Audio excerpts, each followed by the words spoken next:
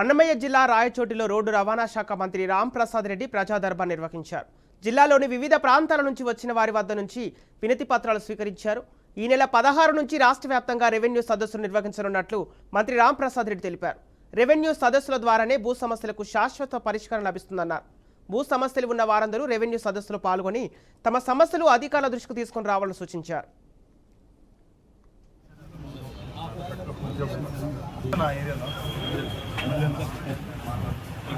ఏం Aadhaar card ration card Aadhaar card